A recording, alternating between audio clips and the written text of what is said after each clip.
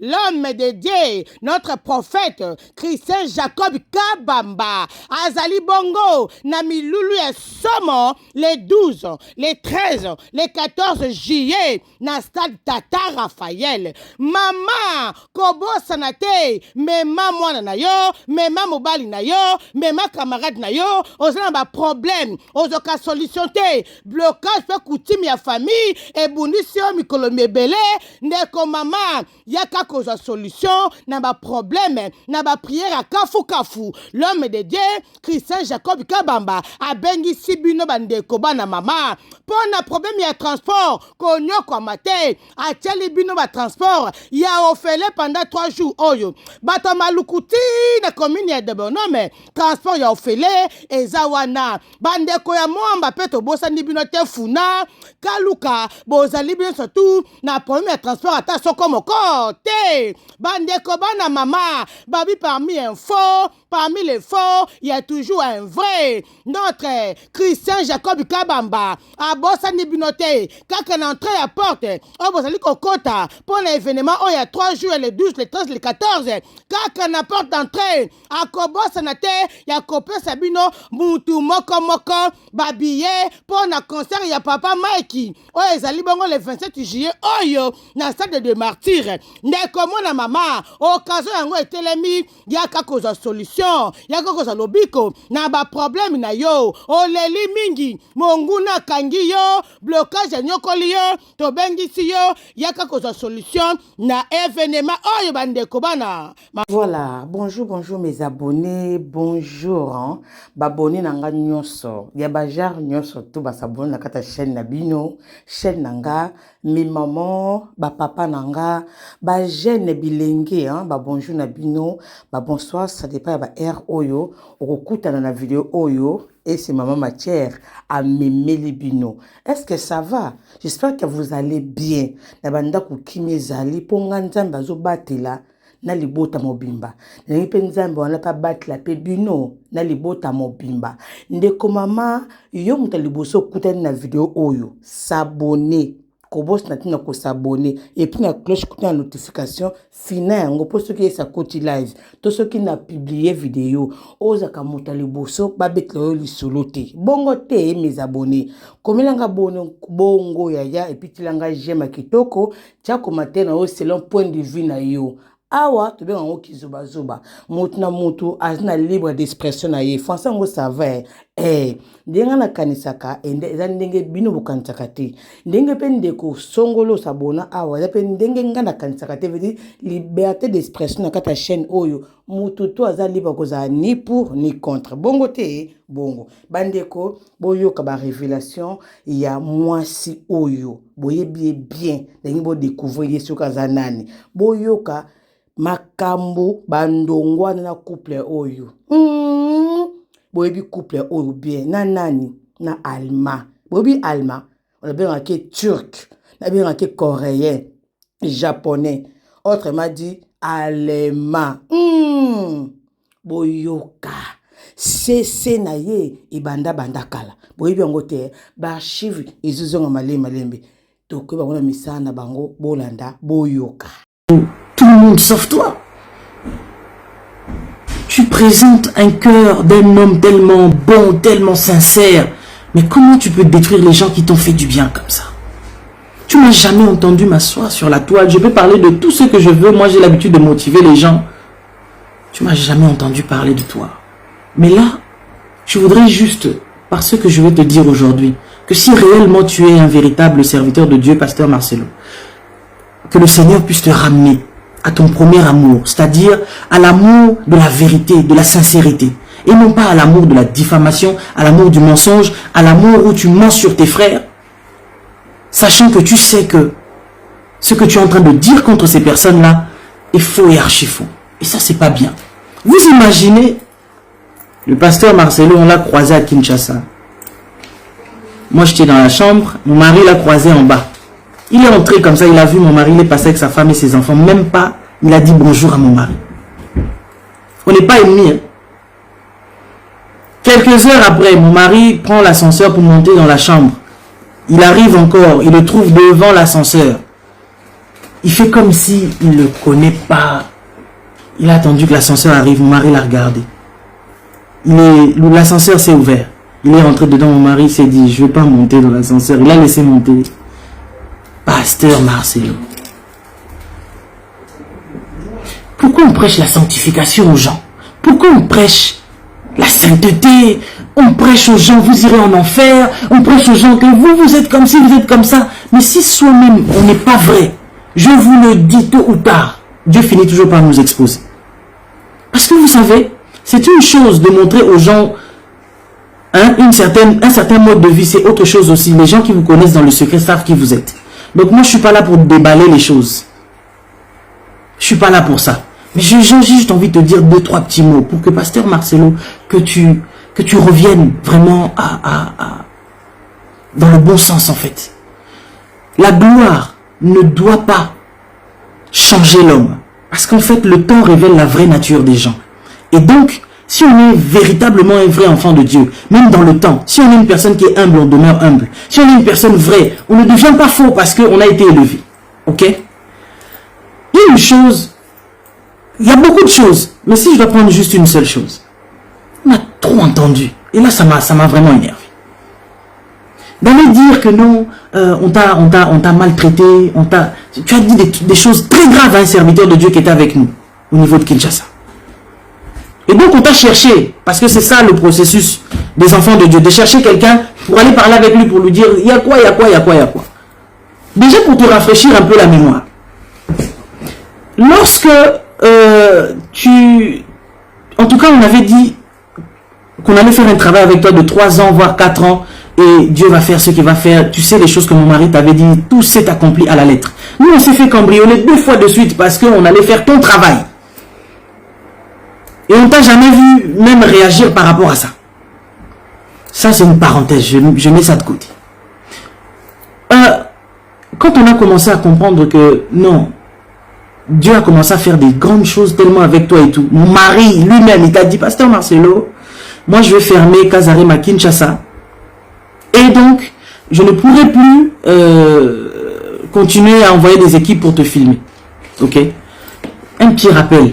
Tous les pasteurs de Kin payent $500. Hein? Pour 4 vidéos à publier. Toi, tu es la seule personne qui a publié des vidéos sans compter pour $100 le mois. Pour dire à quel point on avait beaucoup de bonté envers toi. Mais même malgré ça, tu arrives quand même à chercher à nous détruire. C'est quoi ton problème? Un homme de Dieu ne doit pas se comporter comme ça. Un pasteur Marcelo. Trompe les gens qui ne te connaissent pas. Moi, tu sais là que je te connais bien. Donc, tu ne peux pas me tromper. Mais même dans tout ce que je suis en train de dire, c'est sans haine, sans rancune, sans quoi. Je t'ai pardonné, mais je sais qui tu es. C'est pour ça que je prie que le Seigneur puisse vraiment te faire retourner au véritable serviteur de Dieu que tu étais avant. Pas celui que tu es devenu. Parce que tu es devenu autre chose.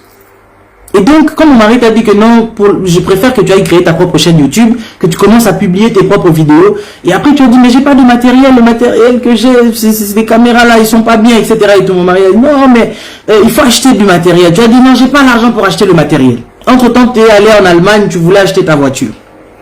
Mon mari t'a dit, t'as déconseillé, non, n'achète pas de voiture. Achète le matériel pour l'église. Et si tu le fais, tu verras que Dieu, qui est le pourvoyeur, quand tu fais quelque chose pour l'œuvre de Dieu, Dieu te rend. Tu es retourné à Kinshasa, tu as fait exactement ce que mon mari t'avait dit. Tu as dit à l'église, j'ai acheté le matériel, je devais acheter ma voiture à moi. Mais, j'ai acheté le matériel pour l'église. Et là, quelqu'un t'a appelé le lundi pour te dire que je vais t'acheter une voiture pour toi et ton épouse. Ça, c'est ton propre témoignage que tu nous avais donné. Pasteur Marcelo, nous, on n'a jamais mangé un seul centime de ta part. Les $100 que tu payais, c'était le transport pour les gens qui étaient à Kinshasa. Tu le sais. Ok? Et donc, pour dire, dans tout ça, mon mari a semé beaucoup dans ta vie. Financièrement, dans le mentorat, puisque toi-même tu disais que tu es mon mentor dans les médias. Tout ça là, tu sais. Et donc, ce qui s'est passé encore, c'est qu'il a acheté un trépied qui a coûté dans les $2000, parce que 2000 €. Parce qu'il y a des trépieds et des trépieds. Il y a des trépieds qui coûtent très cher parce que ça dure très longtemps. Il a semé, il a dit, je sème dans ton ministère, vas-y. Je sais que maintenant tu es capable de pouvoir faire les choses toi-même, vas-y, continue. C'est comme ça que tu as créé ta chaîne YouTube. C'est comme ça que tu as commencé à... Et même à un moment donné, les gens te disaient... Les gens voulaient toujours sans arrêt créer des problèmes entre toi et nous. En disant, oui, tes vidéos, on les monétise, etc. On t'a envoyé des factures de toutes tes vidéos. Tu as bien vu qu'il y avait 0, 0, 0, 0. Aucune de tes vidéos sur notre chaîne n'avait été monétisée. Mais malgré ça, tu as toujours manifesté un mauvais cœur envers nous. C'est grave. Comment quelqu'un qui te fait du bien, mais tu arrives quand même à lui faire du mal, à lui rendre le mal? J'ai jamais compris en fait cette histoire-là. Quelqu'un te fait du bien, mais c'est la même personne que tu vas abattre. Ça c'est... Je comprends pas. Que Dieu nous aide, afin que nous puissions vraiment sortir de ce genre de comportement diabolique dans le milieu des chrétiens. C'est grave. Si les hommes de Dieu font ça, et les fidèles, mais maintenant, et ceux qui n'ont pas encore donné leur vie à Christ, on va leur dire quoi? C'est pour ça qu'il y a beaucoup de gens qui ne veulent plus venir dans les églises, à cause de notre comportement. Je ne vais pas rentrer dans les détails de ta vie, je ne vais pas rentrer dans beaucoup de choses que je sais. Je ne rentrerai pas dedans, ça ne me regarde pas, je ne suis pas là pour ça. Mais juste de toi à nous.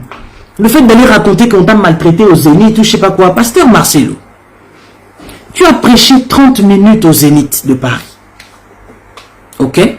On t'a donné une enveloppe de 10 000 euros. Le Zénith de Paris, tous ceux qui ont assisté, ça c'était 0 cas. On avait voulu même mettre ça à 5 euros. C'est toi qui as dit non, tu veux pas, même 5 euros, non. Parce que toi, tu n'aimes pas quand les autres sont bénis. Je récapitule. Le Zénith de Paris, là, si tu es rentré dedans, c'est juste parce que Blaise t'aime beaucoup. Si ça ne tenait qu'à moi, jamais t'allais participer au Zénith. Pourquoi je dis ça? Au départ, le parrain de cet événement, c'était Papa Karambiri. C'est lui qui devait être vraiment là à la tête d'affiche et tout. Mais malheureusement, Papa Karambiri devait faire la dédicace de son temple, donc il ne pouvait plus. L'affiche était déjà faite, il y avait le visage de Papa Karambiri. Mais les gens qui suivent Kazarema, qui ont suivi ça à la lettre, ils ne vont pas démentir ce que j'ai dit. Ok? Et donc après cela, mon mari t'a appelé pour te dire, oui, est-ce que tu peux participer, etc. et tout, et tout, et tout, et tout. Au départ, tu as dit non, tu as désisté, non, tu vas pas le faire, il faut que tu pries d'abord et tout. Après, toi-même, tu es parti, tu as prié, tu es revenu toi-même pour dire que non, le Seigneur m'a convaincu de participer à cet événement. Ok. Ensuite, mon mari t'a dit, écoute, comme c'est un événement pour la francophonie, pour le réveil, j'ai besoin que tous les serviteurs de Dieu qui font du bien à la francophonie,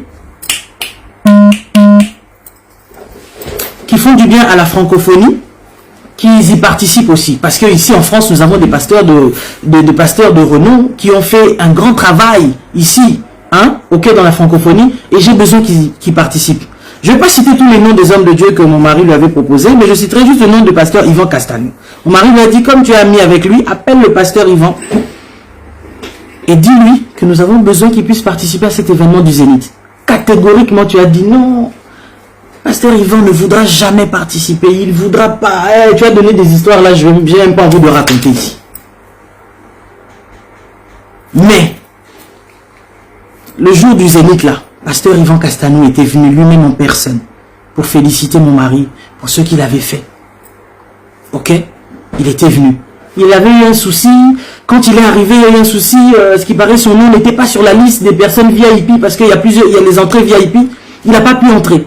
Après, il a envoyé un message à mon mari. Et comme lui-même, il était au four et au moulin, alors du coup, quand il a vu le message du pasteur Castanou, il a dit, mais non, mais comment on peut compliquer le pasteur Castanou pour qu'il entre? C'est pas possible. Il a engueulé même le staff. C'est comme ça qu'il est arrivé, mais à la fin. Mais s'il aurait été là dès le début, vous l'auriez vu même monter sur le podium. Parce que c'est quelqu'un qui fait un travail extraordinaire. Et donc, il fallait qu'il soit là. Mais il y a d'autres pasteurs que mon mari t'a cité, pasteur Marcelo. Parce qu'ils font du bien à la francophonie. Ce sont des éléments, ce sont des bulldozers dans la francophonie. Tu disais non, celui-là, je ne veux pas.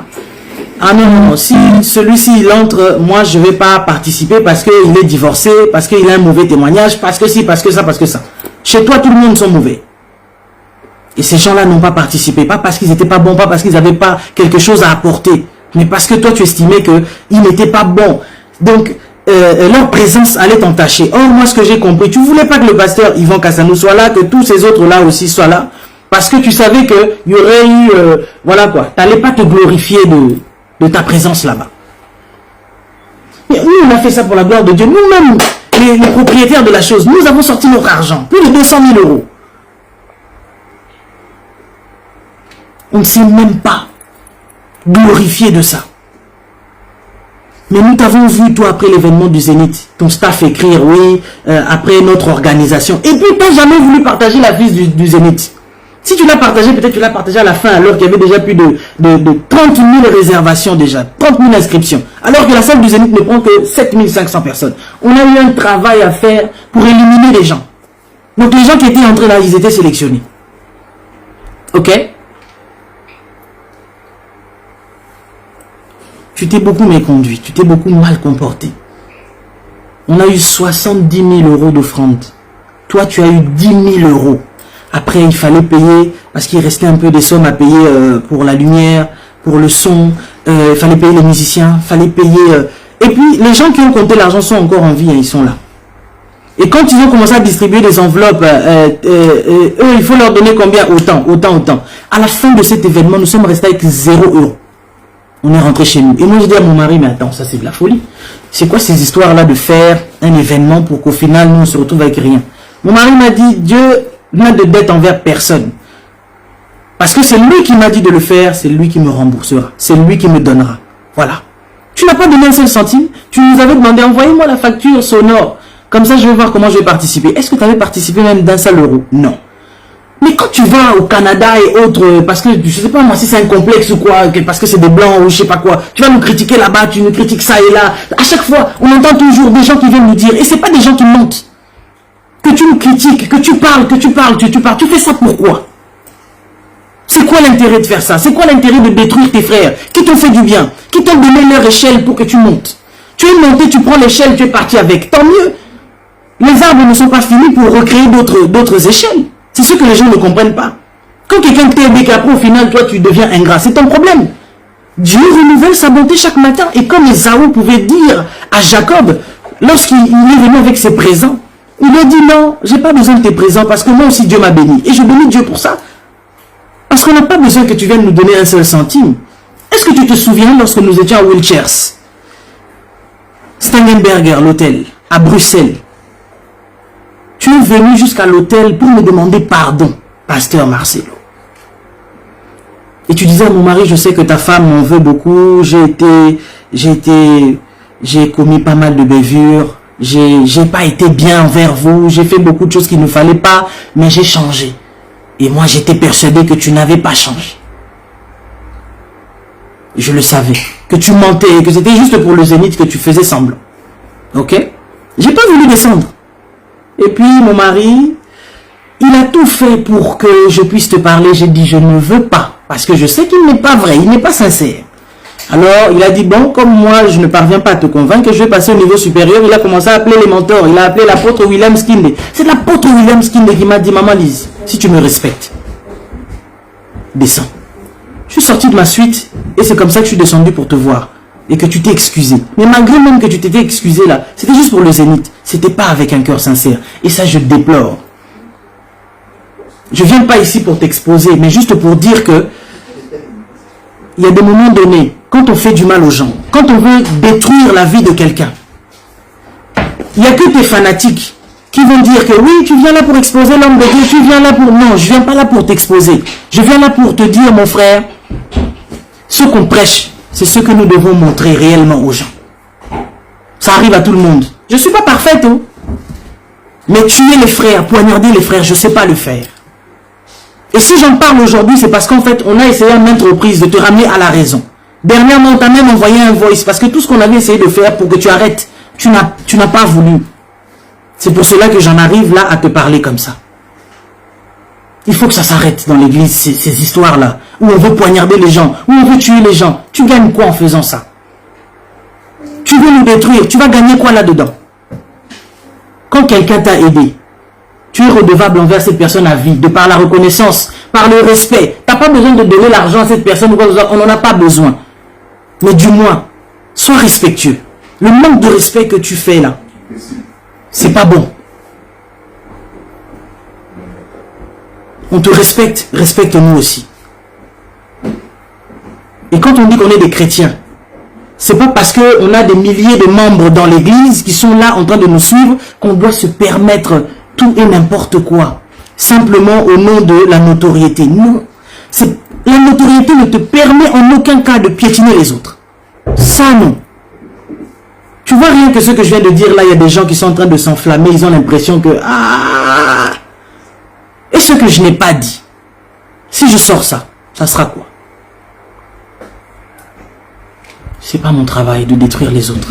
Ce que je viens de te dire, c'est parce que je voudrais que tu puisses réfléchir un peu. Te dire, est-ce que moi, Marcelo, je peux me comporter devant le couple Wanzambe de cette manière? Est-ce que c'est moi qui dois aller les détruire? Est-ce que c'est moi qui dois les insulter? Est-ce que c'est moi? Est-ce que c'est moi? Est-ce que c'est moi?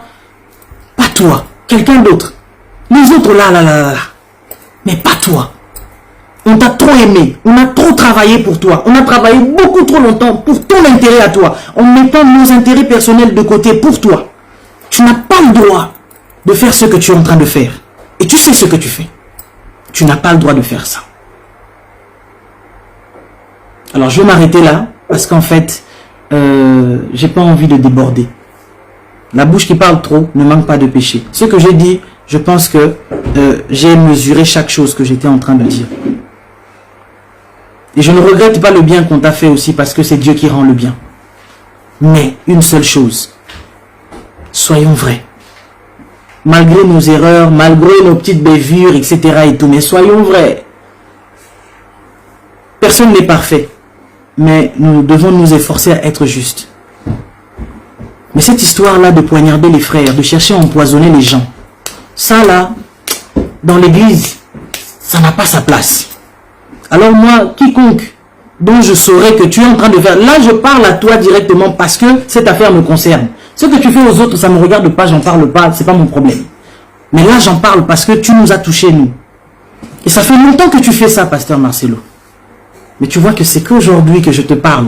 Pourtant, nous avons essayé à maintes reprises de te ramener à la raison. Tu as toujours continué. Comment est-ce que là où on trouve de la diffamation, là où on trouve des accusations, là où on trouve de la fausseté, là où on trouve que quelqu'un qui parle derrière les gens, quelqu'un qui veut détruire ses frères, pourquoi ton nom doit toujours se retrouver là-dedans? Un grand homme comme toi, respecte-toi. En tout cas, je ne vais pas aller au-delà. Je m'arrête là. Que Dieu nous fasse grâce.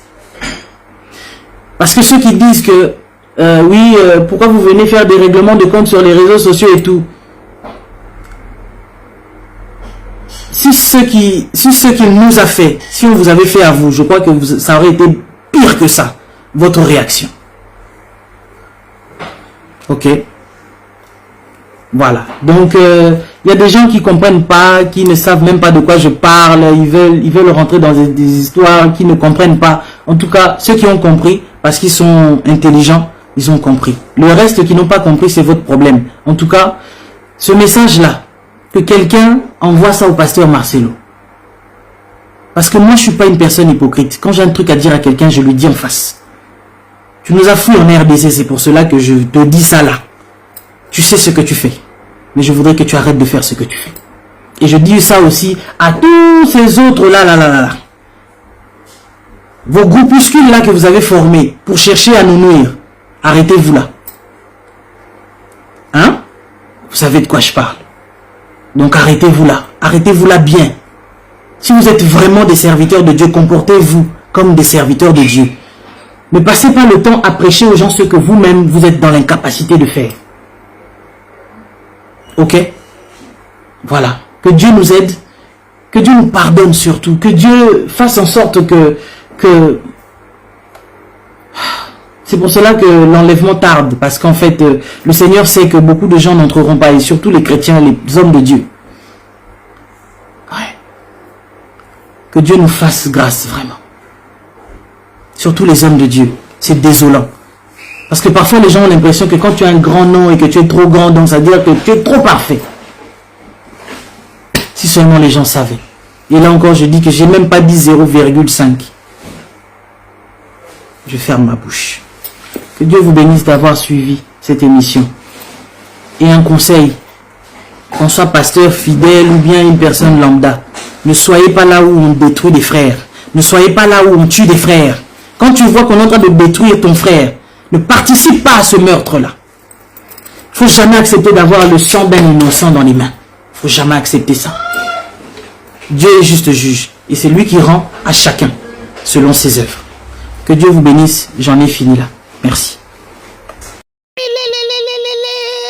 Aïe! L'homme de Dieu, notre prophète, Christian Jacob Kabamba, Azali Bongo, Nami Loulou et Somo, les 12, les 13, les 14 juillet, na stade Tata Raphaël. Maman, Kobo Sanate, Mema Mwana na yo, Mema Mobali na yo, Mema camarade na yo, ozana ba problème, ozoka solution te, blocage pe coutume ya famille, et bundisio mikolo mebele, ndeko mama, yaka koza solution, na ba problème, na ba prière à kafu. L'homme de Dieu, Christian Jacob Kabamba, a bengi sibino bandeko bana mama, pour na problème ya transport, konyo kwa mate, a tiali bino ba transport, ya ofele pendant 3 jours, oyo, bato malukuti, na commune ya Debonome, transport ya ofele, ezawana, bandeko ya mwamba peto bosa ni bino te funa, kaluka, bozali bino surtout, na problème ya transport ata soko moko, te,